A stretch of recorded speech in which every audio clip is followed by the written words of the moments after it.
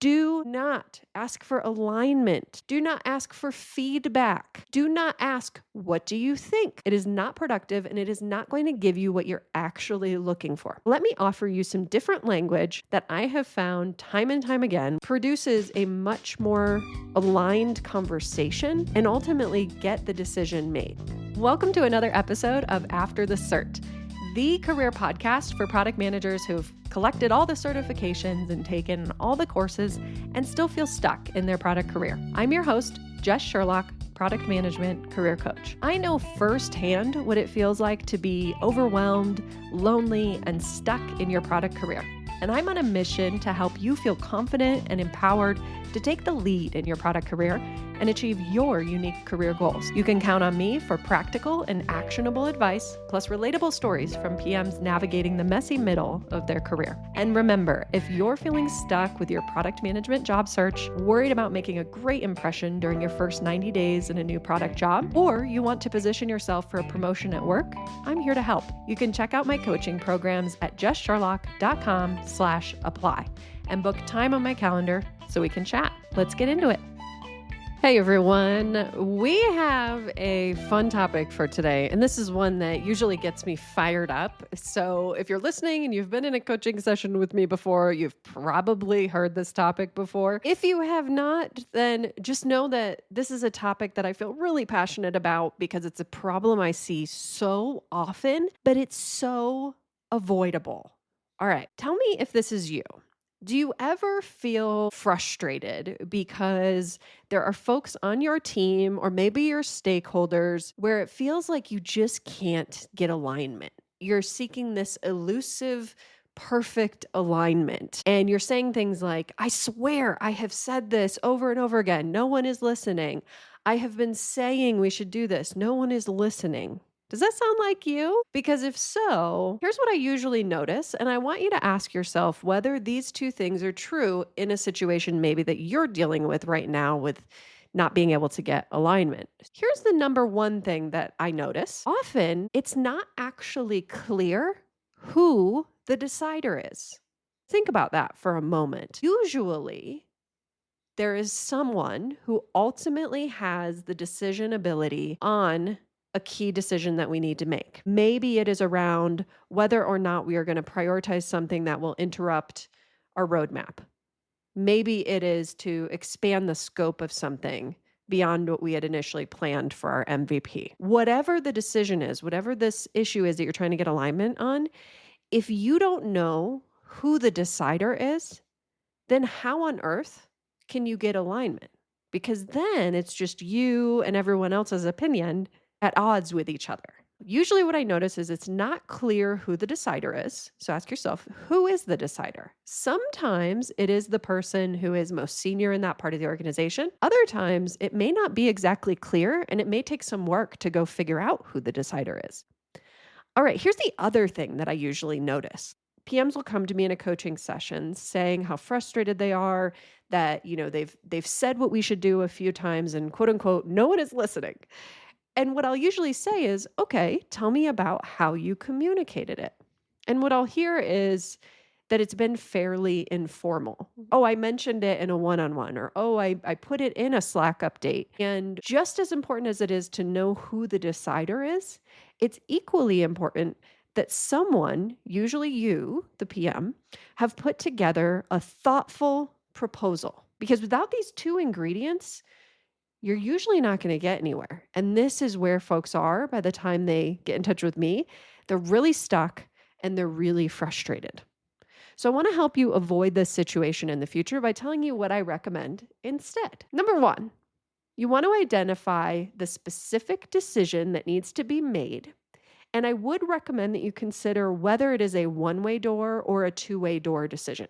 If you haven't heard of this framework, the concept behind a one-way door or a two-way door decision is essentially, is this decision reversible? All to say, to summarize, you need to understand the specific decision and you need to understand whether that decision is easily reversible or not, because the harder it is to reverse, then of course, the more thoughtful you want to be with how you go about making this decision, who's involved in the decision, and how much research you might want to do in order to make the decision. So, step number one, identify the specific decision and determine whether or not it's reversible. Number two, you got to identify the decider.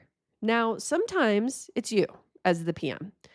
Other times, it might be your manager, a product leader, or even someone on the business side if you work on a B2B product. Maybe it's someone in your customer success side or sales team or support team who needs to actually be the decider.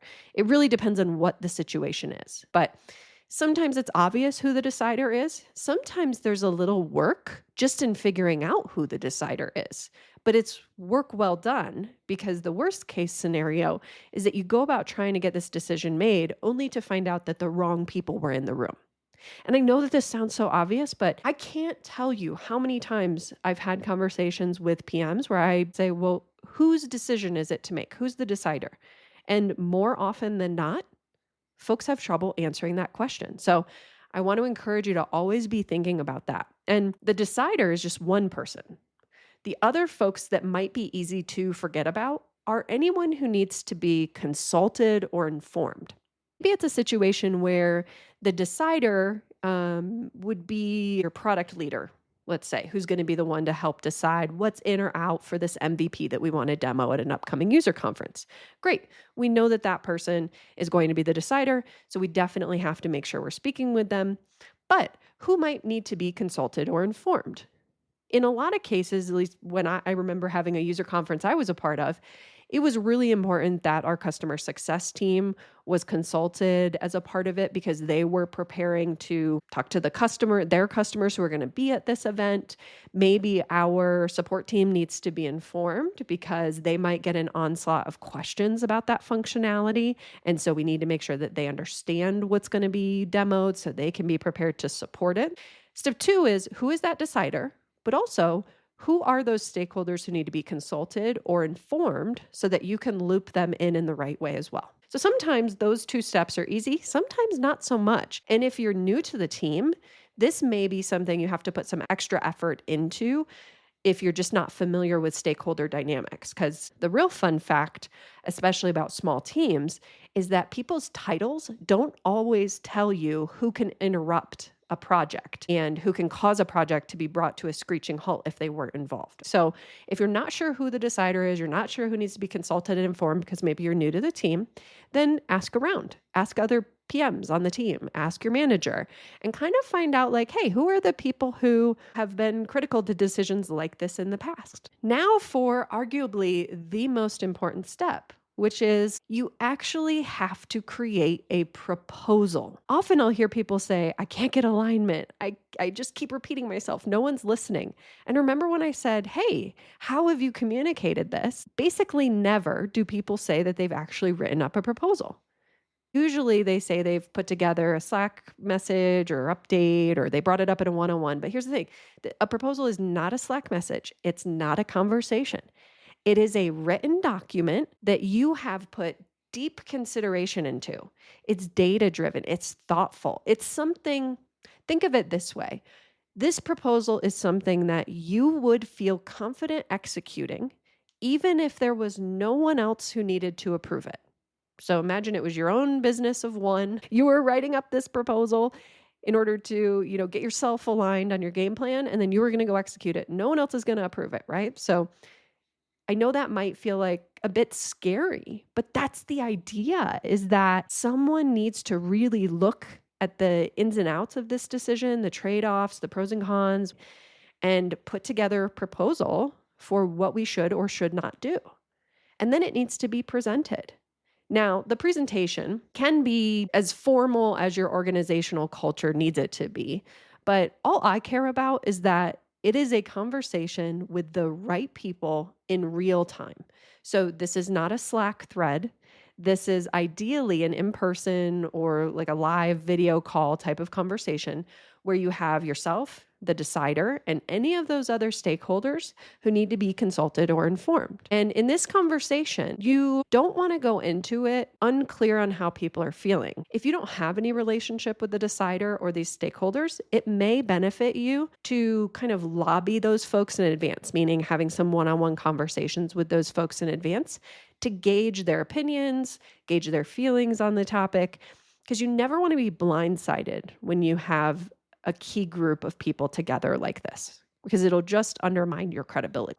You want to put together this proposal that you feel really good about, that you would kick off today if it weren't for the fact that you needed approval. Go present it. And in this meeting, here's what I don't want you to do. I hate this so much. Do not ask for alignment. Do not ask for feedback. Do not ask, what do you think?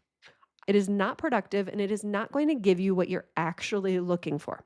So let me offer you some different language that I have found time and time again with myself, but also with my clients, produces a much more aligned conversation and ultimately gets to the right conversation that's going to get the decision made. So if you've come into this meeting with a strong proposal, the goal is to surface reasons why this proposal should not be done. Here's how I would recommend facilitating this conversation.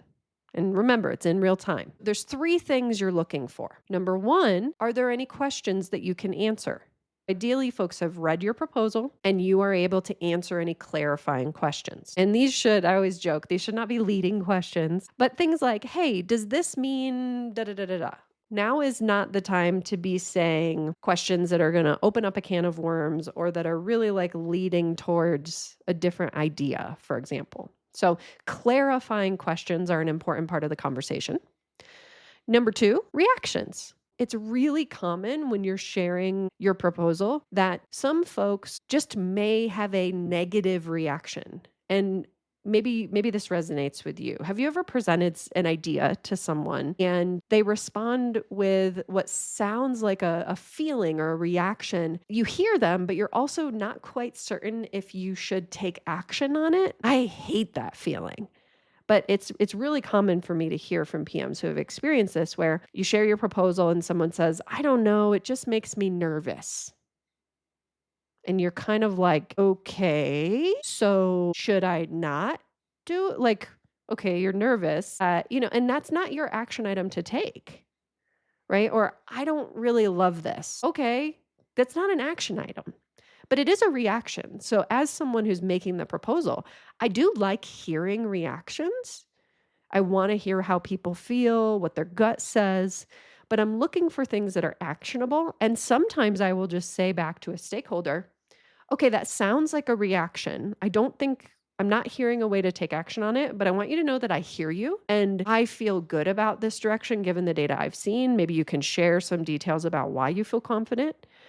But what you don't want to do is say, okay, you feel nervous, so now I'm going to let my proposal completely fall apart. So if you're not feeling the same way that stakeholder's feeling, then it may just be something that you let exist. Now, here's what's really important to identify. And this language is really powerful, right? So we've asked for questions, we've asked for reactions. Now we want to ask for objections. Isn't that a powerful word? So imagine that you have your proposal. You're like, I'm going to do this. This is what I think we should do. Are there any objections? I love that question because what you're really saying is there any reason this proposal is not safe to try? Is there any reason we should not do this? It really puts the onus on your decider and on your stakeholders who are in the room to articulate an objection.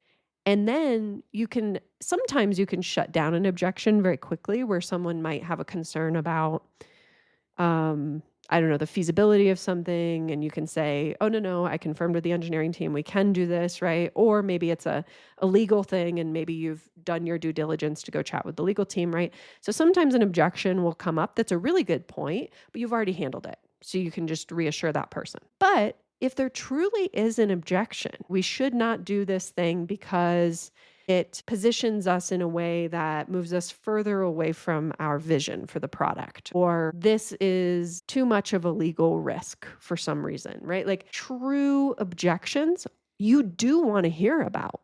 and you want to have the opportunity to address them. But if you can't, then certainly none of us want to move forward with a proposal that isn't safe to try. So I love that language. Are there any reasons this is not safe to try? And you can, of course, use this in this context where you've put together a proposal on a significant decision and use this language to have the right conversation. But this is also a question that I love to ask, even in these like smaller interaction moments where it's not a major decision, but maybe we're hashing out some ideas for an upcoming sprint or some design edits, right? And we have some ideas, and you say to the team, hey, does this feel safe to try? Like sometimes it's just about asking a question that's going to shift your stakeholders or your team into a mindset so that they can have a more productive conversation. Our brains can be scattered at times. And so as a coach, I've learned that questions can be a really powerful way to have the right conversation. But this is a tool that you can start using right away.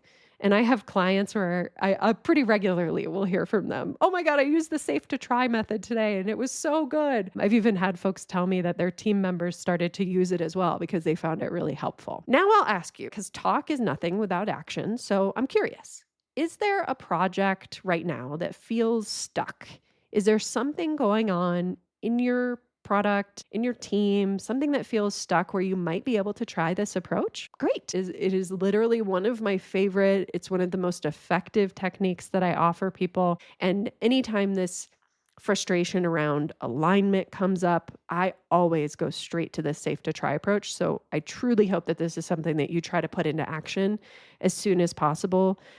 Or in the next opportunity that you get in order to produce better conversations and make a decision. Because you know what? Most of the time, the wrong decision is going to be better than no decision because at least we can learn and iterate.